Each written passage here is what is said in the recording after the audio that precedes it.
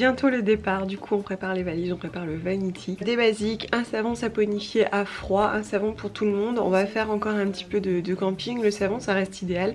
En général je l'emmène dans des petites boîtes de récup comme celle-ci, ça permet d'aller tranquillement dans les douches sans que ça glisse partout, etc. Toute la famille utilise le même et ça fonctionne plutôt bien. En général je prends aussi à côté un petit bout de savon de Marseille qui va me permettre de nettoyer vite fait des vêtements à la main. Ça fonctionne très bien pour détacher, nettoyer vraiment dans l'instant. L'avantage des campings, si tu as des grands bacs pour pouvoir nettoyer en toute convivialité tes slips, c'est vraiment génial. Au niveau de l'hygiène, donc je vais quand même prendre pour moi un shampoing solide et je vais prendre mon petit chouchou du moment parce qu'il me va très bien. Je vous en ai déjà pas mal parlé, c'est celui de Pachamamaï au cacao. Donc c'est un shampoing solide qui est assez doux et qui me fait des beaux cheveux, qui nourrit bien.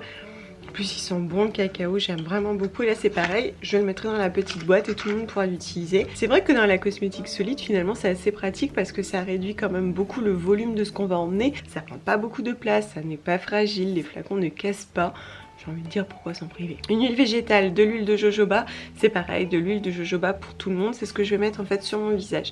Je n'importe que ça pour mon visage, pas de contour des yeux, pas de sérum bien entendu, rien du tout, ce sont les vacances, je n'importe même pas de maquillage.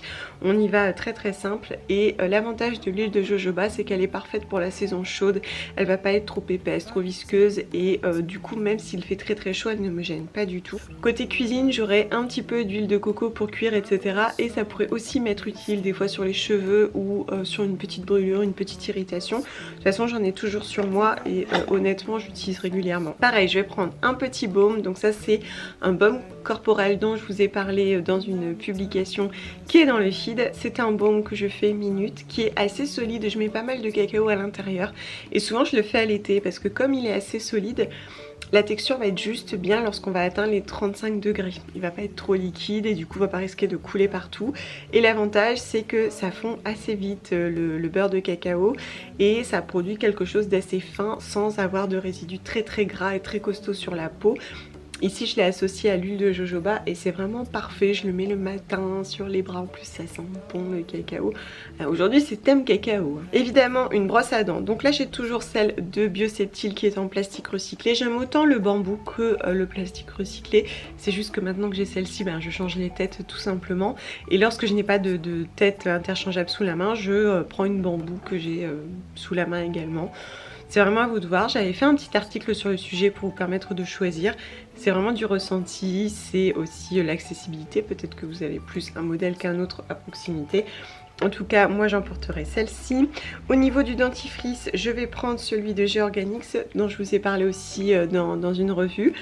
Alors l'avantage de celui-ci c'est qu'il est vraiment slow, sain, non toxique, non polluant. Donc même si on fait du camping sauvage et qu'on doit se laver les dents comme ça en pleine nature, l'avantage c'est qu'on va faire de mal à personne puisque ça n'est vraiment pas polluant. Au niveau de l'utilisation, je vous disais c'est un petit peu salé, c'est ce que je lui regrette, mais je m'habitue et il fonctionne très bien. Même si honnêtement je lui préfère quand même les versions avec des tensioactifs comme Pachamamaï ou les savons de Joya qui sont quand même beaucoup plus rafraîchissant. Évidemment des petits cotons lavables, j'en ai toujours avec moi. En général j'en prends 2-3, en fait un pour chacun et je vais les laver avec du savon de Marseille lorsque ce sera nécessaire. Vu que je ne me maquille pas, je les utilise pas énormément, des fois c'est plus pour débarbouiller ou je sais pas, rincer un peu les yeux si quelqu'un fait une allergie. Voilà, on met sous l'eau froide et hop on se fait une petite compresse minute. J'en ai toujours sous la main. Un déodorant, donc ce sera le même pour mon mari et moi-même, c'est celui de Ben et Anna que j'aime vraiment beaucoup. C'est un format stick comme ça qu'on pousse qui est solide. Alors celui-ci je l'aime parce qu'il est efficace, il sent bon le citron. Alors l'odeur ne persiste pas dans la journée mais surtout il est efficace. Je l'aime vraiment beaucoup, il ne tache pas les vêtements, il ne laisse pas de résidus gras très tachant sur les vêtements contrairement aux autres. Un solaire, donc un solaire respectueux aussi de notre peau mais aussi de la mer, de l'océan selon où on se trouve. Les naturels vegan de la marque Eco Cosmetics qu'on utilise depuis 3 ans si je ne m'abuse quand même. Ce que j'aime bien c'est qu'il nous protège bien, d'ailleurs il laisse un film blanc sur la peau ce qui est assez rassurant puisque ça prouve qu'il nous protège bien, on le voit à l'œil nu. Il a une bonne composition, il n'a pas de nanoparticules, il est bien indiqué non nano et il est Coral Reef Friendly, donc il est effectivement respectueux de l'océan et des coraux, ce qui est très important pour nous, il nous protège bien, ma foi c'est parfait. D'un point de vue pratique, on emmène des batteries solaires. Vous me posez pas mal de questions sur le sujet des batteries solaires que j'utilise ici aussi dès qu'il fait beau. En fait, ce ne sont pas du tout les mêmes. Ici, c'est vraiment une batterie nomade qu'il faut recharger en plein soleil ou à l'électricité si on veut juste le côté nomade et pratique. Alors bon, la difficulté, c'est qu'il faut un plein soleil et que ça demande plusieurs heures pour se recharger. Là, je l'ai laissé une journée entière pour pouvoir le recharger complètement. En revanche, une fois qu'il est chargé, ça recharge votre téléphone super vite, c'est très pratique. L'avantage, c'est qu'effectivement quand on part en vadrouille, nous on part en randonnée des fois plusieurs heures, on peut ne plus avoir de batterie, on est bien content d'avoir ça sous la main. C'est assez lourd hein, quand même, mais c'est une batterie nomade qui est très pratique et qui en plus peut générer de la lumière. Donc en camping, je trouve un petit peu que c'est un indispensable. Alors que celui-ci, qu'on a trouvé chez Decathlon, c'est un chargeur simultané. C'est-à-dire que vous le posez en plein soleil et vous chargez simultanément votre portable. Donc il suffit de rajouter le câble avec la bonne fiche. Et l'avantage, c'est que vous avez un gros panneau qui est vraiment très large. C'est tout souple, c'est hyper léger. Donc c'est pas du tout la même fonction. Là, c'est juste avoir de l'énergie nomade sur soi en cas de coup dur. Ça, c'est vraiment au fur et à mesure. On le met en plein soleil lorsqu'on a un plein soleil, hein, c'est un petit peu toute la difficulté par chez nous, mais ça fonctionne très bien. Bien entendu, on va amener des petites serviettes lavables, alors autant pour le camping que dans la voiture. En fait, on en a tout le temps besoin des petites serviettes, notamment avec des enfants. Donc j'ai quelques serviettes lavables sous la main. Je prends également des couverts. Finalement, je n'ai pas acheté de petits couverts de voyage que l'on peut plier, etc.